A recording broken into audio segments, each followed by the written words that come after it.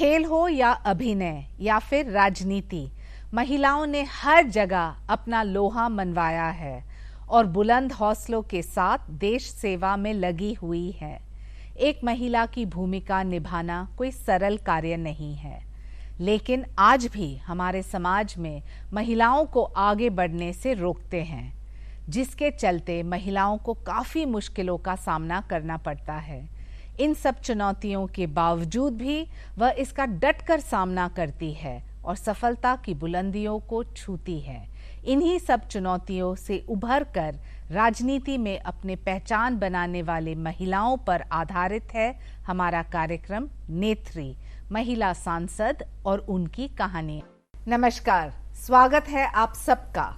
मैं हूं शाइना एनसी और आज हमारे साथ मौजूद है ड्रीम गर्ल यानी कि हेमा मालिनी जी, जो कि उत्तर प्रदेश के मथुरा से लोकसभा सांसद है। चर्चा शुरू करने से पहले हेमा जी के सफर की एक छोटी सी झलक।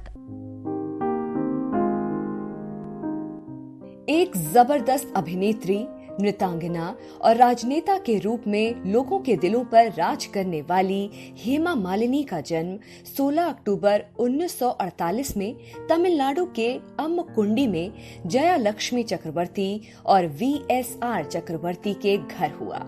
हेमा मालिनी की शुरुआती पढ़ाई लिखाई चेन्नई में ही हुई। फिर कुछ वक्त इन्होंने अपने पिता के पास दिल्ली में बिताया, जहां वो काम किया करते थे। हेमा मालिनी ने बचपन से ही शास्त्रीय संगीत का प्रशिक्षण लिया। उनकी माँ, जो कि खुद एक फिल्म निर्माता थीं, वो चाहती थीं कि हेमा मालिनी आगे जाकर एक बहुत बड़ी डांसर और एक जबरदस्त अभिनेत्री बने। हिंदी फिल्मों में आने से पहले हेमा मालिनी कुछ तमिल फिल्मों में भी काम कर चुकी थी। हेमा मालिनी ने हिंदी फिल्मों में अभिनय की शुरुआत सपनों के सौदागर से की और साल 1970 में आई फिल्म जॉनी मेरा नाम की अपार सफलता के बाद हेमा मालिनी ने फिर कभी पीछे मुड़कर नहीं देखा और ड्रीम गर्ल बनकर करोड़ों लोगों के दिलों पर राज करने लगी। साल 1980 आते आते बॉलीवुड में ही मैन के नाम से मशहूर अभिनेता धर्मेंद्र से हेमा मालिनी ने शादी कर ली। दोनों की 2 बेटियां हुईं, ईशा देओल और हाना देओल। अगर हम इनके राजनीतिक सफर की बात करें तो इन्होंने 1999 में पंजाब के गुरदासपुर लोकसभा सीट पर चुनाव में विनोद खन्ना के लिए चुनाव प्रचार किया था। 2003 आते आते हेमा मालिनी को राज्यसभा सदस्य के रूप में मनोनीत किया गया। 2003 से 2009 तक हेमा मालिनी राज्यसभा सदस्य रहीं। 2004 में हेमा मालिनी आधिकारिक तौर पर भाजपा में शामिल हो गयी। मथुरा लोकसभा क्षेत्र के लोगों का हेमा मालिनी के प्रति विशेष स्नेह रहा है। 2014 में वो मथुरा संसदीय क्षेत्र से लोकसभा की सदस्य बनी। 2019 के लोकसभा चुनावों में एक बार फिर उन्होंने मथुरा लोकसभा सीट पर जीत हासिल की और कांग्रेस के महेश पाठक को 6,36,367 के रिकॉर्ड अंतर से हराया। हेमा मालिनी जी का सफर काफी दिलचस्प रहा है, तो आइए उन्हीं से जानते हैं उनके जीवन से जुड़ी कुछ अनसुनी, अनकही कहानियां। नमस्कार हेमा जी, बहुत स्वागत है आपका। Thank you. और हम सब जानते हैं कि आपका योगदान कितना रहा है फिल्म जगत में 50 साल के ऊपर और सक्रिय रूप से राजनीति में भी अभी क्या ऑलमोस्ट 20 साल हुए हैं। यस। ये ट्रांजिशन क्यों, कैसे, और क्या ये एक इनर कॉलिंग था कि आप समाज के लिए कुछ करना चाहते हैं या फिर it was just the road that life chose for you? मैं यही कहूँगी कि मैंने मेरे लाइफ में कुछ भी डिसाइड किया ही नहीं। जैसे जैसे अपॉर्चुनिटीज आती गई उसको मैंने अपनाया और आगे बढ़ती गई, एक से दूसरे में, तीसरे में, लाइक दैट ऑटोमेटिकली जैसे जैसा मौका आया मैं उसे अपनाया और आगे गई हूँ। तो अभी पॉलिटिक्स में भी ऐसे ही हुआ था, ऐसी कोई इच्छा नहीं थी कि मुझे इसमें आना है। लेकिन भारतीय जनता पार्टी क्यों? आप आए, आप राज्यसभा के सांसद बने, फिर आप सभी जानते हैं कि आप दक्षिण से हैं, मुंबई में आपका करियर रहा और फिर इलेक्शन आप लड़ते हो मथुरा से। तो क्या वोटर थोड़ा कंफ्यूज नहीं होता है कि ये कहाँ से कहाँ हमारे क्षेत्र में आई है? इसके पीछे बहुत लंबी कहानी है जी, संक्षेप अगर में आप बताएं। जानना चाहेंगे तो आई थिंक 2-3 घंटा लग जाएगा Okay. बताते बताते। बट मैं फिल्म इंडस्ट्री में काफ़ी काम करती रही, मेरी शादी हो गई, बच्चे हो गए, उसके बाद भी मैं बिजी रही, मेरे नृत्य में भी और फिल्मों में भी जी। तो उन दिनों में भारतीय जनता पार्टी आ रही थी अच्छी तरह से, तो हमारे सांसद, हमारे कोलीग विनोद खन्ना जी जी जो गुरदासपुर से खड़े जी थे, जी जी। तो वो चाह रहे थे कि मैं आके कैंपेन करूं। हम्म। तो मैंने बोला कैंपेन क्या होता है, क्या करना है मुझे, मैं तो कभी गई नहीं, क्योंकि कभी कभी some other party people used to call me, so I used to avoid. I said no, I don't want to come anywhere. So किसी public meeting और कहीं पे गई नहीं, सिवाय I perform on the stage or I'm in the films, that's it. No public functions at all. ये पहली बार कुछ पब्लिक में जाना है, आपको बोलना है, तो मैं बहुत घबरा गई। मैंने बोला पहले नहीं करूंगी, मुझे नहीं करना ही नहीं है ये। मेरी मम्मी थी तो उन्होंने बोला कि इसमें क्या है, तुम्हें जाना चाहिए, इतना अच्छा अपॉर्चुनिटी मिल रहा है तुम्हें, you should use it, you must go. So I said but what will I do their, मुझे मेरा कोई कनेक्शन ही नहीं है इसमें। विनोद खन्ना जी ठीक है, ही इज माय कॉलीग, हमारे साथ काफी फिल्मों में काम किया है। फिर मम्मी ने बोला नहीं, उधर तो Atal Bihari Vajpayee ji, he is there, Advani ji is there, so she was very fond of all of them and also the party, BJP party से। तो मैंने पूछा फिर ठीक है, मैं अगर मैं जाऊं तो क्या बात क्या करूंगी, तो उन्होंने एक बहुत सुंदर सा स्पीच भी लिख के दिया। she was very good in Hindi also, ना, so she wrote it and gave it me, so which I started using it in the campaign for Vinod ji and Kavita ji, दोनों थे साथ में। तो मैं बहुत ही घबराई हुई थी, क्योंकि अचानक कुछ पता नहीं 5-10 हजार के करीब लोग हर जगह पे, and I'm not used to, so when I perform a dance show or anything, it is 1000 then 2000 के करीब होंगे। ये इतने लोग आके देखा तो थोड़ा सा टेंशन था, लेकिन विनोद जी ने हमेशा बोला कि जब मैं भाषण दूंगा पहले, तो you just listen to that and then follow, don't get scared, so he encouraged me so much, you know, so sweet of him। तो फिर एक एक्सपीरियंस हो गया।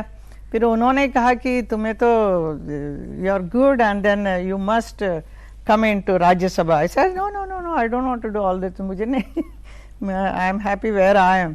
No, he then I don't know how what happened, I was offered, so that's why I came to Rajya Sabha. तो 2003 से 2021 आपने राज्यसभा देखा है, लोकसभा देखा है, और आपके क्षेत्र में क्या आपको लगता है कि now you are a thoroughbred full politician, जहां आप कुछ कर सकते हैं, आपको पता है कि सिस्टम क्या है, लेजिस्लेशन कैसा बनता है, लोगों को उनकी निजी जिंदगी में परिवर्तन आप ला सकते हैं, और कैसे ला सकते हैं? ये सब मैंने नहीं सोचा, because automatically people are there to guide करते जाते हैं और हम कर लेते हैं। मेरे मन में यही बात आई जब मैं मेरे कॉन्स्टिट्यूंसी में गई, तो लोग गरीब हैं एंड उनके बहुत सारी सुविधाएं नहीं है।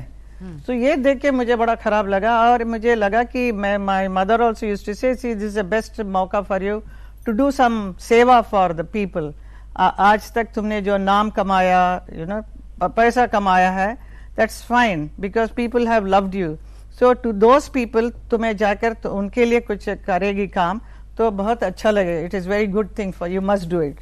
सो and then I when I went to Mathura and saw lot of things were not in order. I said, ये ऐसा क्यों है, एंड ऐसा और अच्छा हो सकता है, लोग उदाहरण के तौर पे जबरदस्ती ऐसी स्थिति में क्यों जी रहे हैं? उदाहरण के तौर पे मथुरा में क्या सही नहीं था तब? कैंपेन करने के टाइम पे भी गांव में ले जाते हैं, villages, so when I see all the villages, of course we go for shootings and all, that's a different thing, but we specially go for this purpose. तो मुझे थोड़ा सा डिस्टर्ब लगा कि the way they are living, road अच्छा नहीं है, सब लोग बोलते हैं पानी नहीं है यहाँ पे मथुरा में, ये these are the main problems, you know. Then I used to wonder कि लोगों को पानी नहीं मिल रहा पीने के लिए, खारा पानी है, तो why this is not provided by the government, and then why the roads are not made well, and then बच्चे लोग को स्कूल जाने के लिए तकलीफ होता है, इतना कुछ नाला बीच में इतने कीचड़ हुआ है, एंड देन द महिलाएं वहां के बोलती थी कि बच्चों को स्कूल जाने को तकलीफ होता है, बाइक में जाने को तकलीफ है। So then I realise, then I start told my प्रतिनिधि जो है उनसे कहा ये सारा काम जितना हो सके करवाओ, और एडमिनिस्ट्रेशन से भी समय समय पर मिलकर बहुत सारा काम करवाया। मथुरा भगवान श्री कृष्ण का जन्म स्थान है और आप आपके नृत्य के माध्यम से भी, आपके डांस के माध्यम से भी काफी कुछ किया है आपने इस कल्चरल क्षेत्र में। क्या आपको लगता है कि मथुरा को एक कल्चरल हब बनाने की आवश्यकता है? बिफोर कमिंग इनटू पॉलिटिक्स मैं बहुत सारे डांस शोज वगैरह करती रही, भगवान कृष्ण के ऊपर भी किया। कृष्ण के ऊपर करने का यही मकसद था कि I am connected, attached to ISKCON ji, Prabhupada ji का जी। जो ये है उनके हरे कृष्णा हरे रामा, उसमें मैं कनेक्टेड हूँ। तो उनके लिए बहुत सारे डांस शोज मैं करती रही हूँ, हर जन्माष्टमी में किया। वो इसलिए किया कि जब मैं मथुरा आके देखा वृंदावन में, वहाँ के डिवोटी ने सारा जगह मुझे वृंदावन मथुरा सब जगह ले जाके सब दिखाया कि ये सिर्फ कृष्ण का स्थान है, देखो these are the places Krishna's childhood, all those things जिन्होंने किया है ना, लीलाएं जो रचाई वो सब दिखाया उन्होंने। तो that I got very fascinated and then उसको पूरा मैंने एक डांस बैले में तैयार किया, राधा कृष्ण बैले बनाया, देन यशोदा कृष्ण किया, like that Draupadi, like Meera, all these ballets were made after I went to Vrindavan when I saw. Then and basically क्या है, I am a Vaishnavite, तो मेरे घर में भी ये संस्कृति है, ये संस्कार दिया हुआ है जी। कि भगवान कृष्ण का डिवोटीज हैं हमारे पूरे परिवार में। तो नृत्य भी जो करती रही बचपन से, वो भी पूरा कृष्ण के ऊपर, यू नो, तो you are very much connected to the lord. एक ढंग से ये आपका भाग्य भी हो सकता है कि आप एक कृष्ण भक्त होने के नाते मथुरा को रिप्रेजेंट कर रहे हैं और ग्रामीण क्षेत्र में आपने जो देखा है उससे आप आज परिवर्तन भी ला रहे हैं और आप करते जाएंगे क्योंकि ये आस्था धर्म एक तरफ है, संस्कृति सभ्यता एक तरफ, और आपका कंस्टिट्यूएंसी जो है खासतौर से रूरल है। तो वो ग्रामीण क्षेत्र के महिलाओं के लिए और किसान जो वहाँ उपस्थित हैं उनके लिए कुछ योजना है जो आपको लगता है कि आपको उनको समझाना चाहिए या उनके लिए इम्प्लीमेंट करना चाहिए? बहुत कुछ मैंने भी किया है ब्रजवासियों के लिए। मैं तो उनको बोलती हूँ, वहाँ पे बहुत कास्ट का सब बोलते हैं, ये ब्राह्मण का है, ये ऐसा है, ये ठाकुर है, all this thing they keep saying. लेकिन जब से मैं गई हूँ मैं बोलती हूँ आप सब मेरे लिए ब्रजवासी हो जी, भगवान कृष्ण के ही उसमें आए हुए आप लोग हैं। तो मुझे बहुत अच्छा लगता है आप लोगों के लिए हेल्प करना है। तो महिलाओं के लिए तो काफी कुछ अभी हमारी सरकार ने जो भी किया है फॉर द फैसिलिटी वेलफेयर के लिए, वो बहुत ही बढ़िया, वो सब वहाँ पे स्प्रेड होता है, सब बहुत कुछ महिलाएं बहुत खुश हैं वहाँ पे। जब किसान का जब प्रॉब्लम हुआ था, जब ओले वृष्टि हुई थी तो बहुत सारे नुकसान हो गया था, तो उस वक्त I am the one who took all the farmers, सबको लेकर मैं दिल्ली में आई, अरुण जेटली जी से मिलाया क्योंकि उस वक्त वो फाइनेंस मिनिस्टर से, उनसे कहकर उनका जो भी तकलीफें थी उन सबको सॉल्व करने के लिए बोला। तो आज तक वो हमारे ब्रज के जितने भी किसान हैं, they are so thankful to me that madam Hema ji हमें लेकर गया था, आप हमारे लिए ये।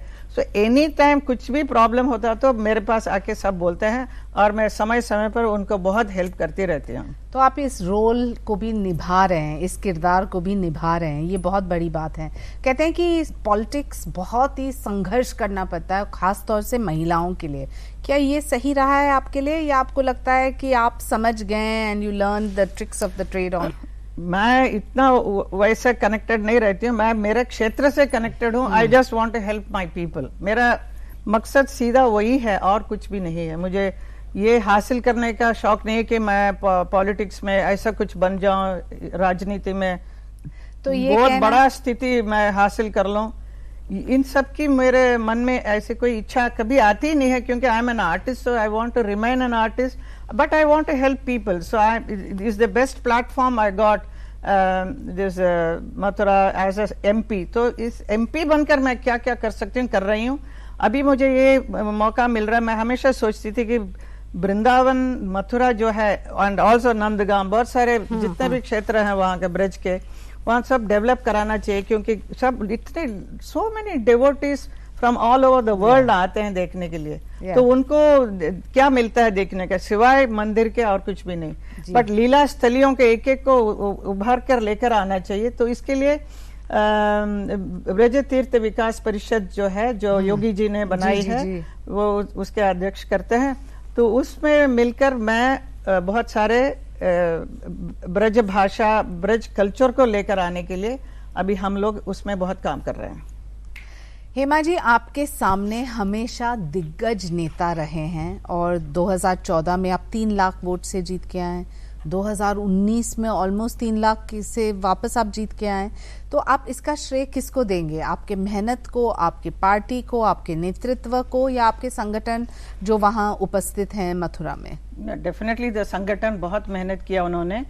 पहली बार जब इलेक्शन लड़ने को हुआ तो मुझे कुछ समझ में नहीं आया मुझे क्या करना चाहिए, तो सब लोगों ने मुझे हेल्प किया, हमारे पार्टी के लोगों ने। और उस वक्त तो इतना मोदी जी का लहर था ना, तो हमारे प्रधानमंत्री का, तो उस लहर में हमारा भी कुछ कंट्रीब्यूशन है। एज हेमा मालिनी आर्टिस्ट, उनका भी लहर था, तो मथुरा वालों ने मुझे एक्सेप्ट किया। एंड उसके बाद में जो इलेक्शन लड़ी और उसमें भी मैं जीत के आई, तो वो पूरी तरह से मैंने जो जो काम किया उसके ऊपर से, अगर आगे भी मुझे लड़ना हो तो अभी और भी मैं जो काम कर रही हूँ और करने वाली हूँ उसके ऊपर से अगर लोग चाहेंगे तो मैं जरूर वापस वहां रहने के लिए तैयार हूँ। तैयार हैं आप? हेमा जी, बहुत सारे लोग जानना चाहते हैं कि आपके चाइल्डहुड में परवरिश कैसे हुई, और क्या आपको लगा जब आप छोटे थे कि आप एक फिल्म स्टार बनेंगे या एक नेत्री बनेंगे, या फिर कहानी में कहीं आपको लगता है कि भाग्य ने ये पूरा रास्ता जो है आपके लिए दिखाया है? देखिए, कोई भी जब बच्चा पैदा होता है वो मालूम नहीं पड़ता है कि ये आगे क्या करने वाला है जी, तो नेचुरली लाइक दैट। बट मेरे केस में ऐसा नहीं था। My mother was very determined. उनको बहुत ही ये था कि बेटी होगी और बेटी होनी चाहिए, और उसका नाम मैं हेमा मालिनी रखूंगी और उसको मैं डांस सिखाऊंगी। अभी ये पता नहीं कैसा सोच लिया उन्होंने, और उसके हिसाब से मेरा लाइफ बदलता गया जी। और जैसा डांसर बन के मैं काफी नाम कमाया। मैं पहले दिल्ली में ही थी, इधर से ही शुरुआत हुई है मेरा पूरा जीवन। यहीं पे स्कूलिंग किया है, इधर सब डांस क्लासेस भी इधर ही जाती थी। देन उसको डांस को और डेवलप कराने के लिए चेन्नई गए, तो मेरा डैडी ट्रांसफर करके उधर गए, तो then I started continuing my dance. उसके बाद वहीं पे फिल्म, बिकॉज फिल्म इंडस्ट्री वहाँ है साउथ में, तो साउथ के प्रोड्यूसर्स आके मुझे अप्रोच करने लगे to act in film. So that is how I came into film industry. So ऐसे फिल्म में करते करते अभी फिर पॉलिटिक्स में आ गए। कोई regrets? No regret. I am very happy that I got everything because God has blessed and He has given me all the best things to me, and I am very thankful to Him that everything I got. आप जब dance नहीं कर रहे हैं या फिर politics या फिर आप जब मथुरा में नहीं हैं, तो आपके हॉबीज हैं क्या? अभी देखिए, जो हॉबी जो भी है वो सब बहुत ही सब उभर कर आया है लॉकडाउन में। थैंक्स टू दैट कोरोना बहुत बहुत अच्छी तरह से एक समय मिला। मैं मेरे बच्चों के साथ, मेरे परिवार के साथ मिल के रहूं, और जो जो नहीं कर पाए वो करूं मैं, क्योंकि बहुत दिन हुआ रेस्ट नहीं किया था। वो बहुत खूब रेस्ट लिया और बहुत एक्सरसाइज किया, and lot of things I learn, and lot of music I learn, क्योंकि मेरा जो डांस टीचर जो है वो वहाँ पे थे टैंजूर में, उनसे कुछ सीखा मैंने बहुत दिनों के बाद। और म्यूजिक भी मेरा एक हिमाचल में रहने वाले, उनसे म्यूजिक सीखा, and lot of music album भी मैंने बनाई थी इन दिनों में। सो ये सब कुछ किया। और मेरा ग्रैंड चिल्ड्रन एक 3 थे बच्चे, उनके साथ इतना समय बिताया, इतना मजा आया। I loved, I enjoyed so much my whole time. And then of course I did lot of help to many people, that also gave me a lovely feeling. मुझे बहुत खुशी हुई कि इतने लोग मुझे फोन करते थे, चारों ऑल ओवर इंडिया से फोन आता था, और मैं हर क्षेत्र के जो भी वहाँ के हमारे एमपी हैं उन सब से मैंने बात किया और सारा काम उनसे लोग पब्लिक के लिए करवाया। So they are all very thankful to me. Some people और अब्रॉड ऑल्सो, उनके भी मदद किया था। आप उत्तर प्रदेश में सांसद हैं 2014 से। 2014 से 2021 कौन से ऐसे काम हुए हैं जहां से आपको लगता है लोगों के निजी जिंदगी में, शिक्षा हो या सुरक्षा हो या उनको आत्मनिर्भर बनाने में आपका योगदान रहा है? पहले तो योगदान जो दिया है वो हमारे माननीय प्रधानमंत्री मोदी जी, जिनकी वजह से इतना कुछ परिवर्तन आया है पूरे हिंदुस्तान में। और यूपी में, उत्तर प्रदेश में हो रहा है वो योगी जी की वजह से। जो पहले इतना दंगा फसाद कुछ ना कुछ ये हो गया, महिलाओं के साथ अत्याचार ये सब जो होता था, अभी इतना नहीं है जी, कम काफी हुआ है और बहुत अच्छी तरह से हमारे योगी जी पूरा कंट्रोल कर रहे हैं जी। तो एंड देन उन लोगों का जो भी पॉलिसीज है उनके हिसाब से हम as a member of parliament जो काम करते हैं वो हम परिवर्तन लाने की फुल तरह से हम लोग कोशिश करके कर रहे हैं हम लोग। सो डेफिनेटली आत्मनिर्भर तो हो ही रहे हैं सब लोग, इतना स्किल डेवलपमेंट में कितने लोग आ रहे हैं आगे। तो मैंने भी जो गोद लिया है वो गांव है रावल, वहां पे भी कितने लोग अच्छे काम कर रहे हैं अभी। 2003 में आप सक्रिय रूप से राजनीति में आए, 2004 में आप राज्यसभा के सदस्य थे, उसके बाद लोकसभा 2014 और 2019। तो आपको लगता है कौन सा ऐसा एक ऐतिहासिक मोमेंट है आपके लिए पर्सनली, जहां आपने कुछ भाषण किया हो संसद में, जहां आपने कुछ किया जहां आपको लगता है नहीं इससे मैंने फर्क किया या फर्क दिखाया? मैं जो भी भाषण दिया है पार्लियामेंट में, it is all regarding my constituency. मेरे कॉन्स्टिट्यूंसी में जो जो जरूरतें हैं, जो चाहिए, क्योंकि इट इज ए कृष्ण जन्मभूमि है, it's a tourist centre, religious tourist centre होने के नाते उधर बहुत कुछ होना चाहिए, इसी के बारे में मैं कहती रही हूँ। इसके अलावा भी जो कॉमन जो प्रॉब्लम्स होते हैं वो उन सबको भी मैंने उठाया। So I am very happy, whatever I can do, I am doing my best. आपका पहला अनुभव पार्लियामेंट में कैसा रहा? बहुत घबराई हुई थी मैं, क्योंकि आई थिंक दैट्स डे मेरा बर्थडे था, उन दिनों में मुझे आकर यहाँ पर साइन करना था और मैं थोड़ा सा लेट हो गई थी। And it was Sushma Swaraj ji, she was ready with the thing and then she said come on इधर साइन करो तुम। तो वो सब करने के बाद I was very thankful to her, she is wonderful lady, मुझे बहुत ही पसंद है सुषमा जी। उसके बाद पार्लियामेंट में जब आना था तो देखा राज्यसभा को, तो बहुत थोड़ा टेंशन था, लेकिन आहिस्ता आहिस्ता वहाँ के लोगों ने इतना मुझे समर्थन दिया। दे वर वेरी नाइस, बहुत अच्छी तरह से मेरे साथ मिलते थे। तो एंड देन एक दो लोग मुझे कुछ नहीं मालूम पड़ता तो आके वहाँ ललित भाई करके थे, वो हमेशा आकर बताते थे आप महिलाओं के ऊपर ये सब बोलो करके, ये लिख कर देते थे, ये बोलो ये बोलो। सो आई जस्ट स्टार्टेड पार्टिसिपेटिंग और मुझे और भी बहुत अच्छा लगता था जब अरुण जी और बहुत और विपक्ष के भी लोग जो जितने भाषण देते थे वो सब सुनने में बड़ा अच्छा लगता, इतने अच्छा ये लोग बोलते हैं, सुषमा जी कितना अच्छा बोलते हैं। So I just sit and listen to them because उसी में मुझे अच्छा लगता। तो वो महिला, क्या आप उनको कोई संदेश देना चाहते हैं, और खास तौर से मथुरा के जो युवा, आप उनको क्या संदेश देना चाहते हैं? उनको यही संदेश देना चाहते हैं कि आत्मनिर्भर बनो और किसी के ऊपर डिपेंड नहीं करना, अपने आप में आप शक्तिशाली हैं एंड आप बता सकते हैं लोगों को, और अपने पूरे मोहल्ले में, अपने घर में we can create a very beautiful atmosphere बनाओ और आगे बढ़ते जाना, काम करते जाना, काम को कभी रोकने का नहीं महिलाओं को। लेकिन इस वक्त मालूम है आप लोगों को पानी की समस्या कहीं कहीं अभी काफी जगह में सॉल्व कर दिया है हम लोगों ने, और बहुत सारे जगह में अभी भी बाकी है। तो वाटर टैंक लगवाना, ये करना, वो सारा काम मैं करवा रही हूँ, क्योंकि हमें उत्तर प्रदेश के सरकार से भी काफी धन आना पड़ता है, उसके हिसाब से कभी समय लग जाता है लेकिन काम हो जाता है आप लोगों का। मैं करती हूँ महिलाओं के लिए यही कहूंगी कि आप लोग स्वावलंबी बने, आत्मनिर्भर बने, निर्भीक बने, क्योंकि आपको अपनी लड़ाई खुद करनी पड़ेगी, कोई और आकर आपको हेल्प नहीं करेगा। ऐसा आप सोचकर चलिए और अपने बेटियों को भी, बच्चियों को भी ऐसे ही सिखाइए कि वो आगे फुल स्ट्रांग रहे और हिम्मत के साथ आगे बढ़े। महिला सांसद हेमा मालिनी जी, जिनकी कहानी बहुत सारे महिलाओं को एक प्रेरणा देती है। आज शो में बस इतना ही, फिर मिलेंगे किसी और महिला सांसद और जानेंगे उनकी कहानी। मुझे अनुमति दे, नमस्कार।